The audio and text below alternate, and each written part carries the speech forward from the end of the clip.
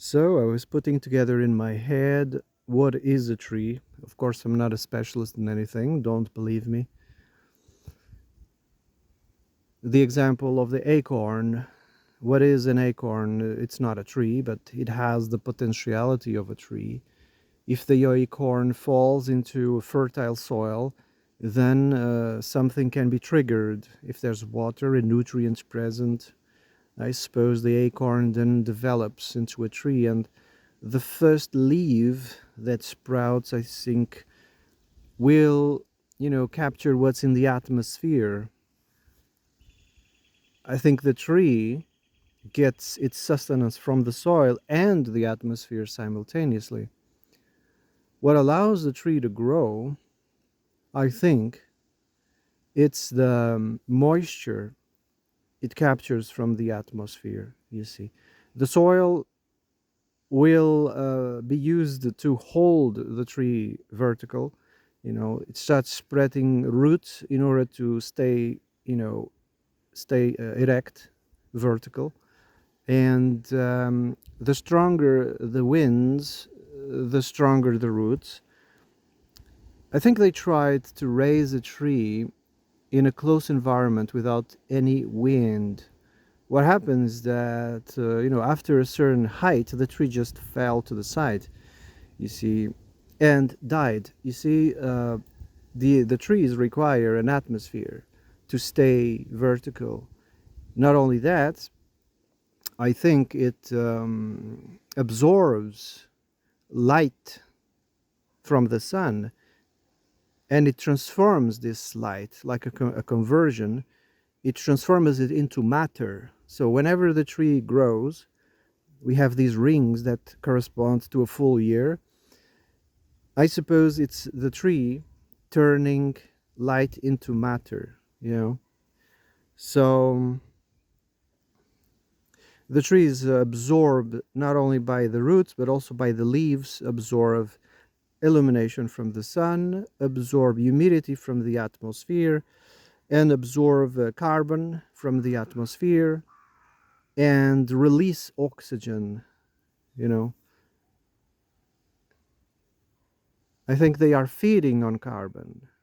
They are feeding on light, or should I say, illumination from the sun. Matter, in a general sense, all matter that we see around us is possibly hardened light. A long time ago, there was probably the sun and water, yeah, and then water became solidified. In my opinion, I don't know. It seems that matter is solidified light, and you would wonder what triggers the matter to behave this way. The spirit, of course. You see, the spirit desired, let's say, let's try to use, this is just words, all right? Do not take this literally. I'm just trying to, encapsulate a little bit what the spirit might be doing. Yeah. So the spirit is one, and from one, the spirit became multiplicity, and from multiplicity, it returns to one. You see, what do I mean is that, like the symbol of infinity, often the symbol of infinity is presented horizontally, and at the middle, the two lines, or should I say the same line, crosses. Yeah. So imagine putting the symbol of infinity vertically like a tree, and roughly it will resemble an hourglass. This, strangely enough, is also how a magnetic field looks like. There's an expiration and inspiration in the magnetic field, and the neutral point, the point of rest, of peace, is at the center where the lines crossed. That is known as the plane of inertia or the plane of peace or rest. In philosophy, we also could call it the ultimate love with a capital L, or the ultimate beauty with a capital B, or peace with a capital P, right? That is a spiritual, metaphysical place. It's not uh, um, a physical place that has coordinates per se. No, no, it's spiritual and it's eternal. If it's eternal, it doesn't really have a coordinate, a physical coordinate. It's everywhere and nowhere at the same time.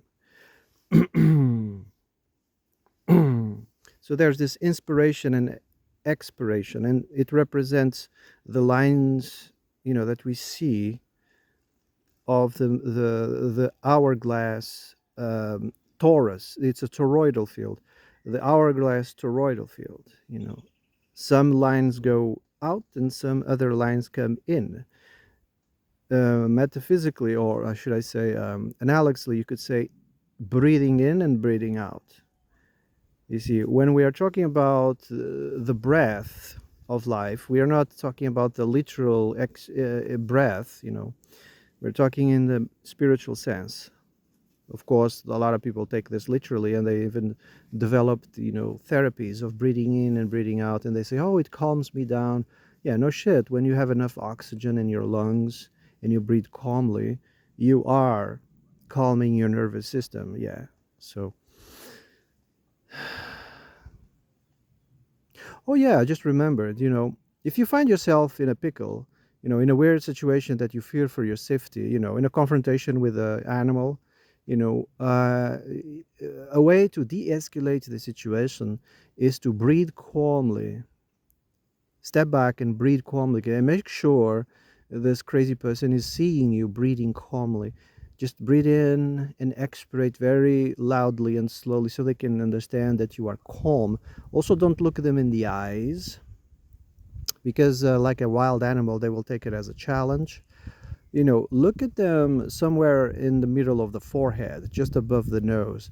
They notice you're looking them in the face, but it's not directly in the eyes. So they can't really lock eyes with you because you don't allow it. So that de escalates the situation. And of course, speaking calmly, slowly, and lowering your voice. Yeah. This will de escalate the same way you do these exercises, of breathing exercises. Breathing in and out calmly will calm your nervous system, obviously. You can, infect or transmit calmness into others. Yeah. So, anyway, you see, it is the spirit that triggers the acorn to develop into a tree. That's the trigger. For the spirit, or the soul with a capital S, wanted to experience individuality.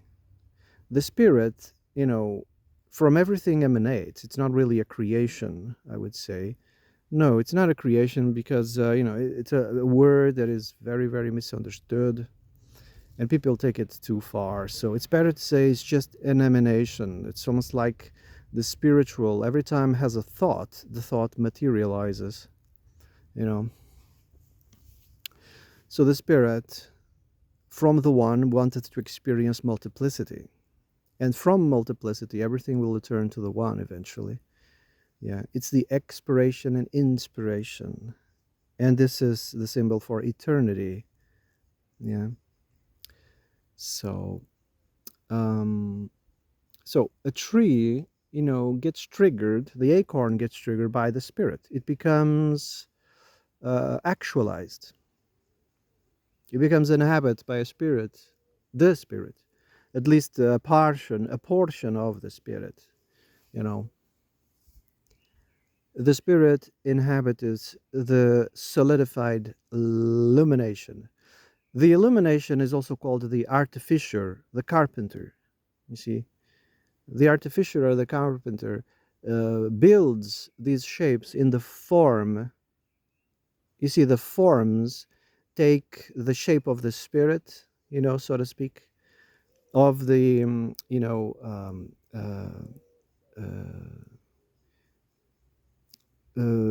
divided spirit. I'm sorry. I was trying to think about the correct word.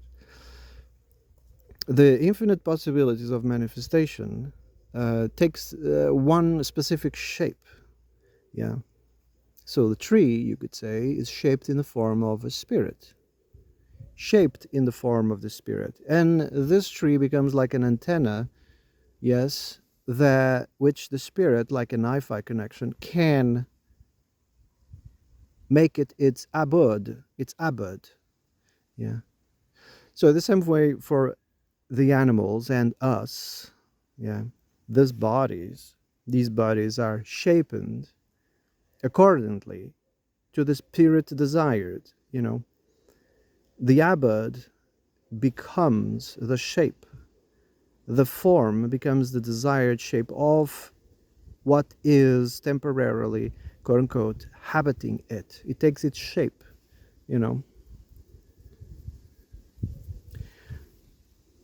So you can perceive beauty, for instance, and you're like, oh, beauty. Of course, in the material world, beauty, it's not, with the capital B, right? Because beauty in the capital B is where?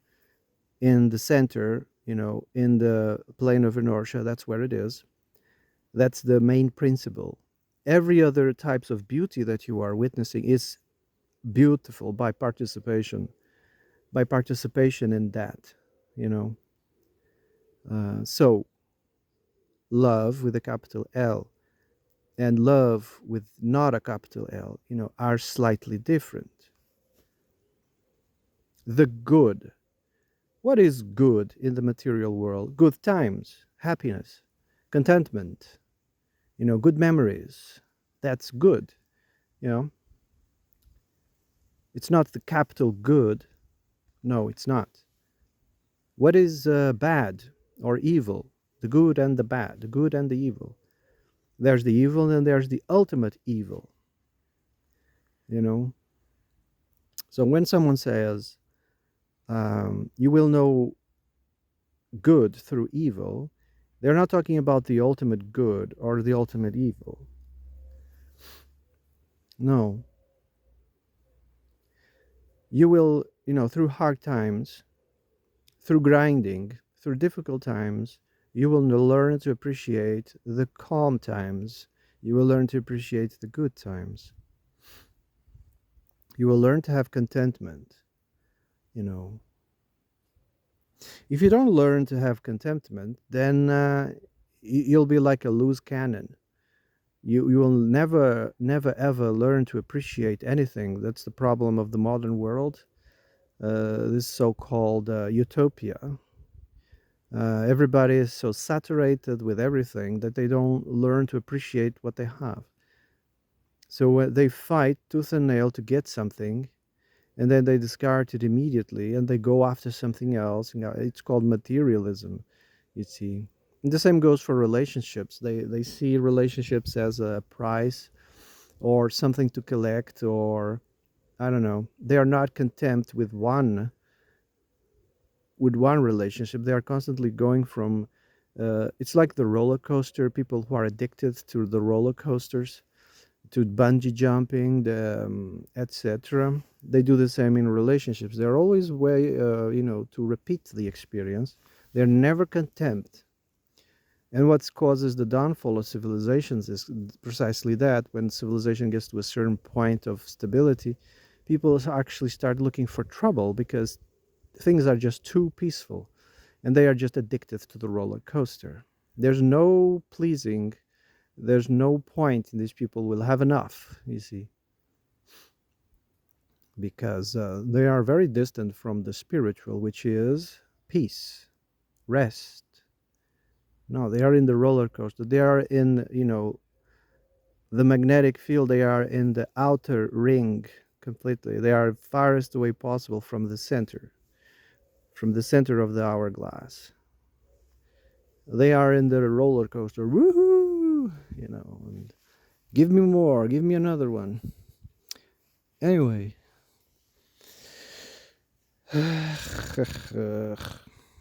think I'm gonna shut up. I've been talking for 15 minutes. Have a nice day.